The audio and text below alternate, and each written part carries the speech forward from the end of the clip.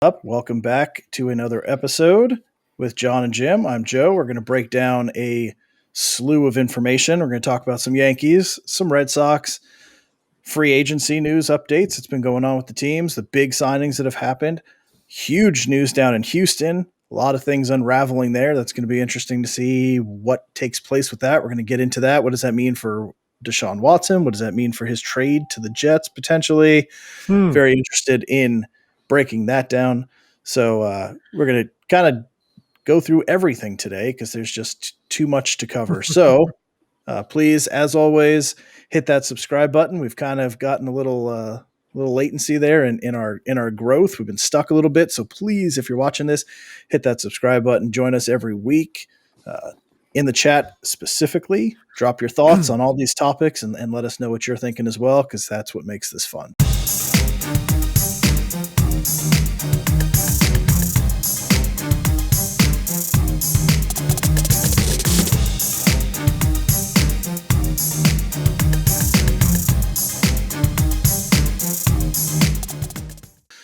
Without further ado, John, Jim, what's going on? What are you guys up to? What's new?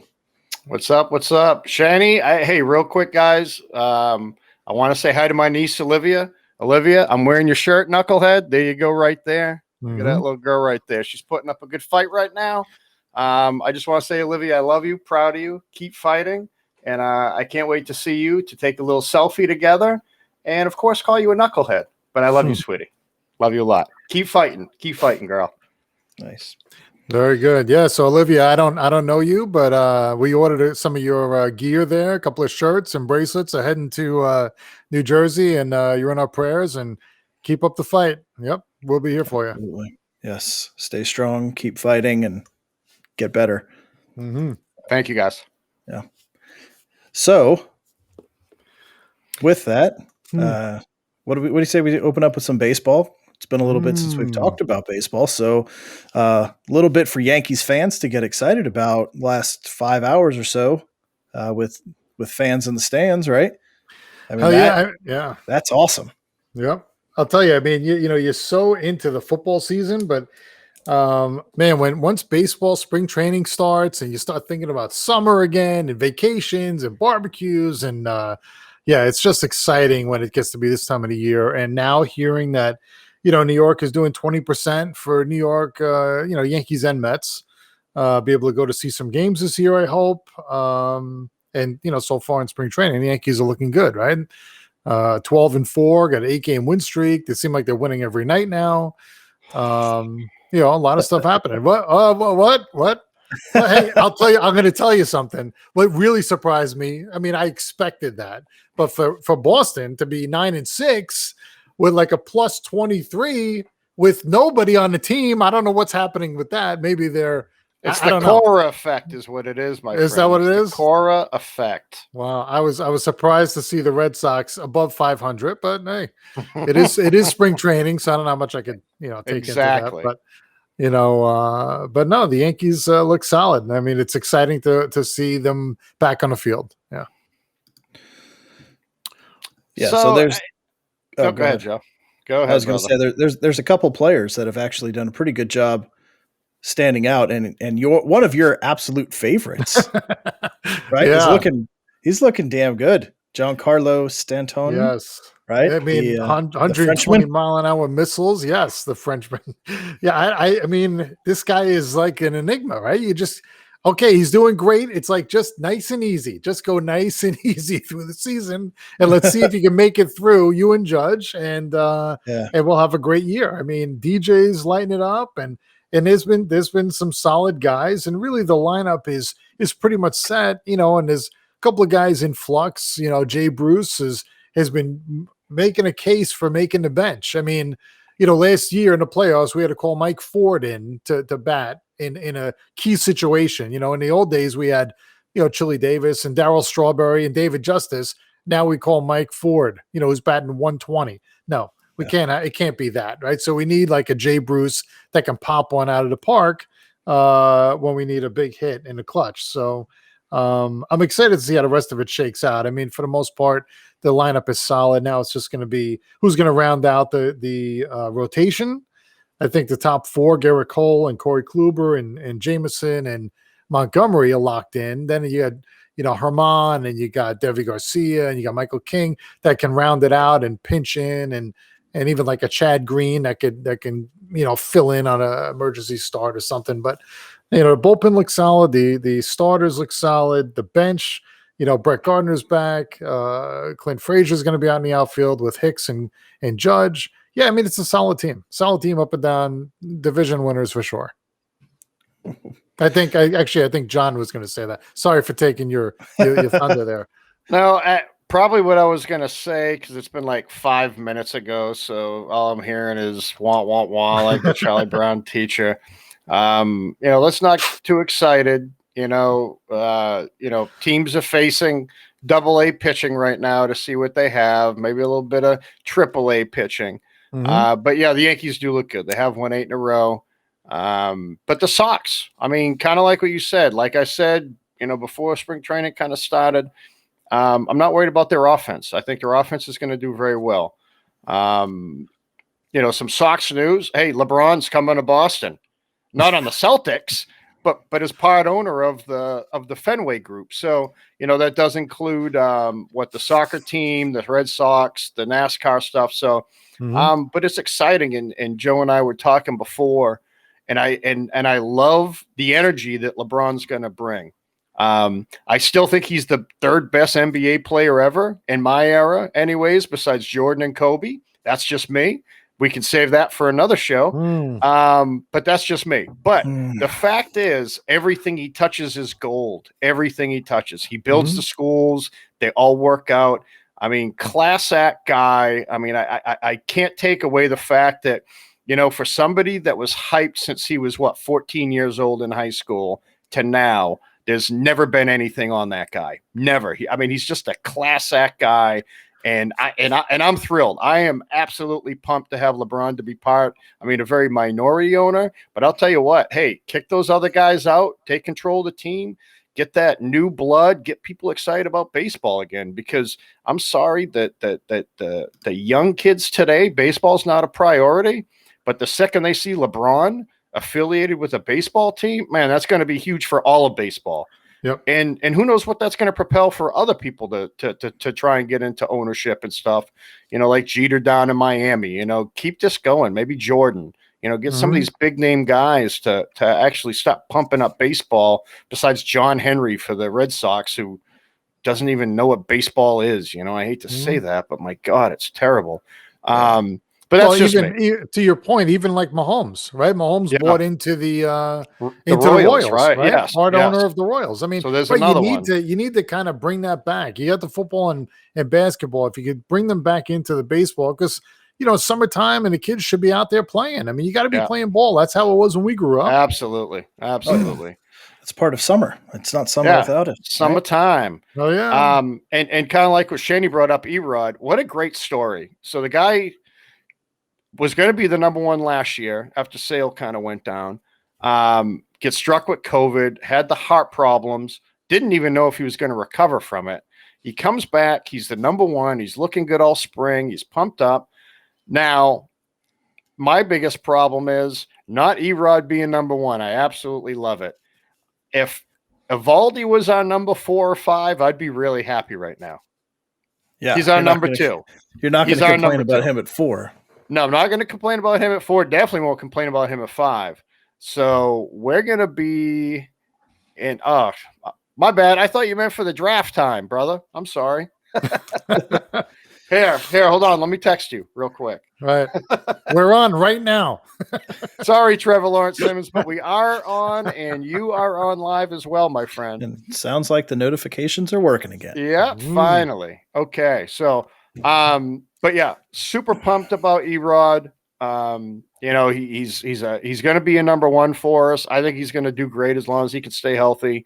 But like we talked before, what's that 2, 3, and 4, 3, 4, and 5. It's going to be rough until we get Sale back. So not worried about the offense. Brian Dahlbach crushing the ball right now, 5 home runs, batting 368. I want to say Devers got 3 home runs now.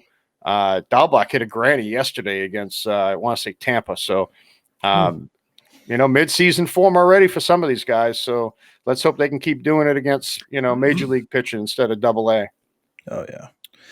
Yeah. And that, I don't think that Red Sox lineup is going to have much trouble. And like we talked about on the last episode, like that, there's a huge inconsistency between 2019 and 2020 for what the Red Sox bats were doing. Like it's got to come back up a little bit, right? Like those numbers are, it's unrealistic to think that, especially, and I don't actually, it would be good to get an update if you're tracking anything on JD Martinez, because we were talking about him having to bounce back, but I haven't heard anything. Like, is he playing? Is he doing any, like, I haven't heard a peep.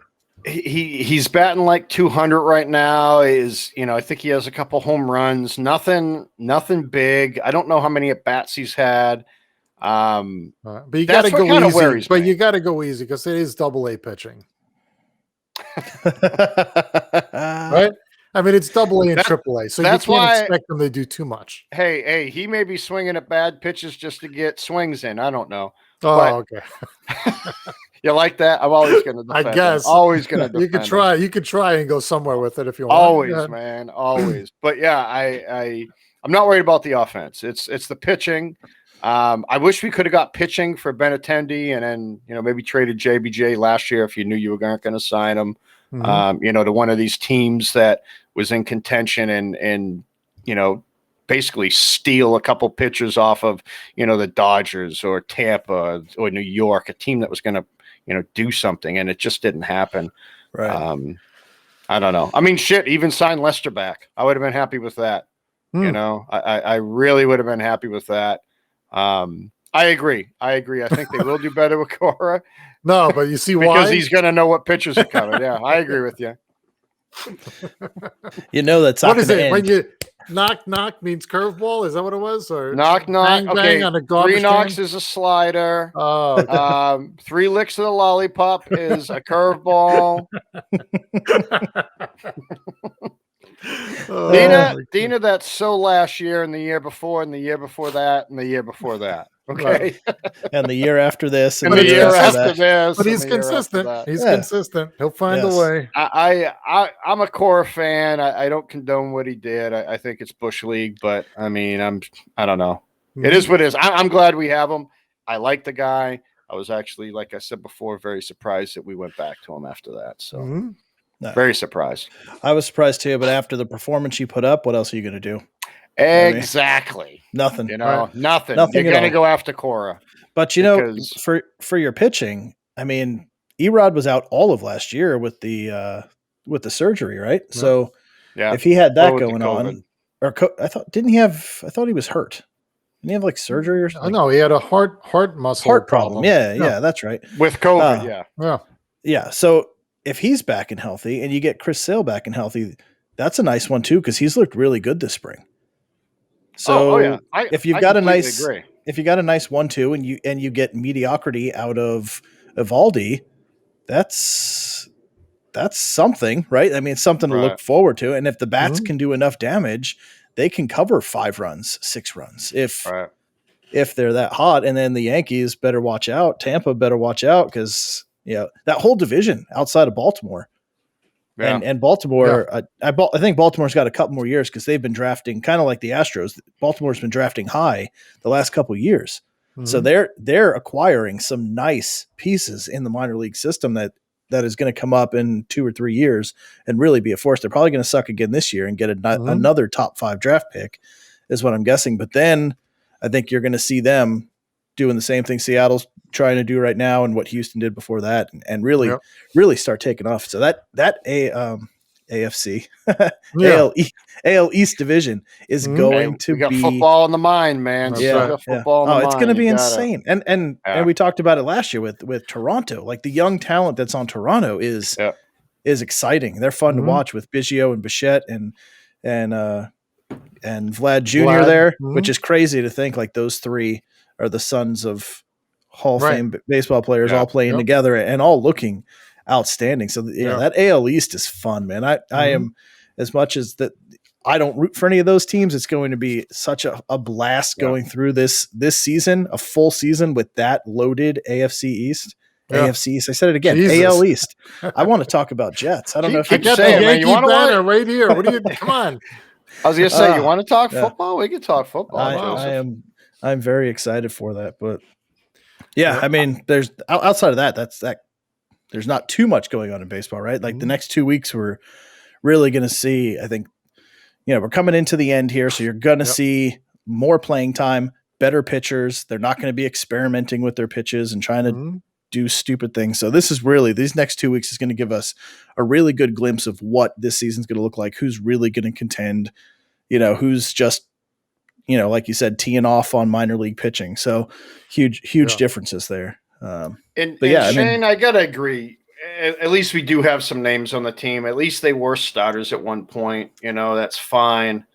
But I still worry about how effective they're actually going to be as a number 3 starter. Number 3 starter, you should be looking at 15 wins, 14, 15 wins and what, 26, 28 starts. You know what I mean? So it's are we going to get that from them? I don't know. I don't. Sale's not due back till August, I want to say. So, I mean, that's a long time away. They could be 25 games out by then. And then do you even bring them back? Then do you even bring them back? Maybe I'm throwing an inning or two here or there and eliminated my ass. They're going to be. They are. We're going to have to make a bet. Whenever I see, by the first game, Jim, you and I will have a Red Sox Yankees bet. Okay. And it's not going to be no chip shot. It's not going to be some $5 bet. I don't roll like that. So it's going to be a bet. Whatever you want to do. I'm going to construct one. You're not going to scare me. Whatever you want to do. I know I won't. I know they call you deep pockets, Jim. Don't worry about it. But I will throw out there a pretty decent bet for the Red Sox Yankees. So people stay tuned for this because I love to gamble. Right. You may get some listeners in on that. Yeah. Thank God my wife doesn't watch this. She'd probably be counting all the money. I'm just kidding. Just be careful. I mean, they don't call him the Terror of Teterboro for nothing. So. Yeah. Is that what it is? Deep Pockets Jim. I thought that was his mob name. No, he hangs out there with Travolta on his 737. Awesome. and millionaire mile. It's right down the street here. Right. Let's see what else. Who else is talking up there? So docking me out. We kind of talked about LeBron. Hopefully he's gonna liven up the Sox a little bit. Pocket aces, bet high, Mikey B. You don't want to call, man. Mm-hmm. I'm calling you at 10 Jack and gonna smoke your ass. Wow, look at that. John, that might be your nickname right there. John Pocket Aces. Pocket Aces. I like it. It's got a good ring to it. I mean, I'm not gonna brag, but I was known as the Greater Little Rock area poker champion for a couple of years when I lived there. So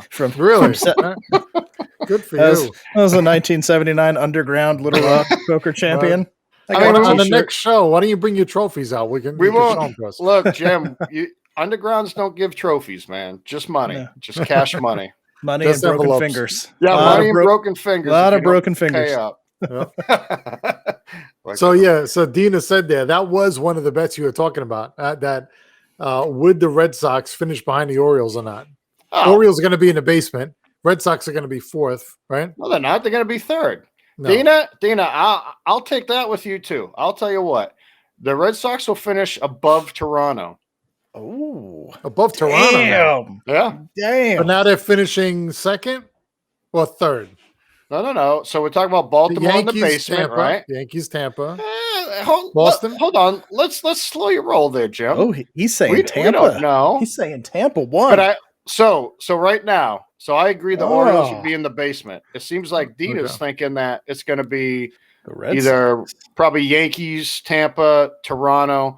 I'm going to say it's going to be one of them two in the Red Sox 3rd.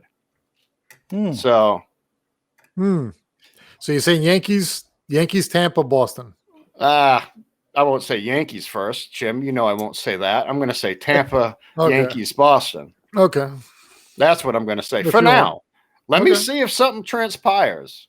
Yankees, I mean, it doesn't matter. Toronto. It doesn't matter who you're saying. You're just saying that you're coming in behind two teams this year. Yes, but I'm definitely not putting Yankees first. I will never say the Yankees first. That's not in my blood. You don't have to. Very interesting. You don't have to. You watch. I'm telling you, they're going to score a lot of runs this year. A lot of runs. It's gonna happen. Shanny, that's why I haven't committed to top 2 yet. My friend. He's going Red Sox 2. I'm almost there too. That's why. Let me see what we have for pitching, and then I'll make that bet too. Right. And listen, I would love to see that, because that would be a competitive year for both of us, and it'd be good for the show. Oh yeah, and it's good for baseball. Let's face it. When the Yankees and Sox are relevant, it's phenomenal for baseball. All kidding aside, people want to see meaningful games in New York and Boston. You don't want to see one team completely out of it, and you're like, you know what? They're not even going to make like Sunday night baseball when they should be making every night baseball just to get people watching again. They want to see that. Yeah, when you get important Red Sox Yankees games in August and September, man, what's better? What's better than that? And it's two teams that just want to beat the crap out of each other too. That's the best part. It's not a little a small town rivalry. It's heavy hitters, knockdown, drag out. And that's what you want to see. And God, I would love to see that. And I think Toronto, again, I said it last year, and I think Toronto is extremely, extremely underrated. You got a whole bunch of young kids with an entire year under their belt. They added Ryu from the Dodgers to the top of that rotation. Like their pitching is still a little shaky, but the rest of that team, it's going to be good. It's going to be good all around. I mean, Tampa trading away their entire pitching staff's not going to be good. Snell and Morton. Charlie that's Morton's what I mean. too. Right? Yeah, that's going to hurt. But they're bringing up Wander Franco this year, and he's the number 1 rated prospect in baseball. If he turns out to be what that's supposed to be, that's going to make up. That's going to make up some runs there. So we'll see how good he actually is. You meant to put. I think you misspelled Boston. It said should be maybe Boston goes second. You misspelled that. How do you don't spell it with a T? Yeah, she must have been caught. She's copying and pasting, and she just pasted the wrong. No, Dana, I think he's saying it's 1 T in Boston, not 2. So how do you like apples? Are Fenway is Fenway allowing fans? Have they said yet? Yeah, it's like God, what is it? 15. Oh gosh, what is it? So I wonder how do they do that? Low. Right. So if Boston has season ticket, I'm assuming they're season ticket holders, and I'm assuming it's sold out, right, for years. Yeah. Right. Everybody has all the tickets. So now if they say only 20%, is it a lottery for the people that have season tickets already? How do you, because like the Giants, the football Giants say in 2021, tickets are for sale now. And I'm thinking, how is that possible? Because if you have season tickets and a place has been sold out for decades, does everybody have season tickets now? They don't have their tickets this year, and it's random lottery stuff? Or how can I go buy tickets to a game now when it should be sold out? Right, and that's the hard part. So so Boston's allowing 12%. It goes by the capacity. 12%. 12. Yeah, how they came up with that shit? Probably the mayor. I don't know. But it's 12%. Who's going to count that? Can they figure that out? The guy at the turnstile is going to wait a minute. I think we're at 11.5. They're going to call Matt Damon. They're going to call Matt Damon and have him figure out equations on a chalkboard, I think, to figure out how many people. 12%. So whatever that is. So I looked at opening day tickets for me and my son. Now, bleacher seats. If you've ever been to Boston, when I was 12, I was buying bleacher seats for like $5. Mm-hmm. By the time I was 18, they were like $7. You know what I mean? Now they're a little bit more pricey. They're like $3.80 a piece for bleachers. That's come on, $3.80. No, yeah. I would have had a hard time spending that, but my God, it's just insane. And I'm like, so you're finally allowing fans in, and now you're gonna gouge us like that? You know what I mean? I just don't get it, man. It sucks. I don't see myself going to a Red Sox game. I'm hoping by the time football comes around, it's max capacity, to be quite honest, or show a COVID shot ticket and you can get in or something. I don't know.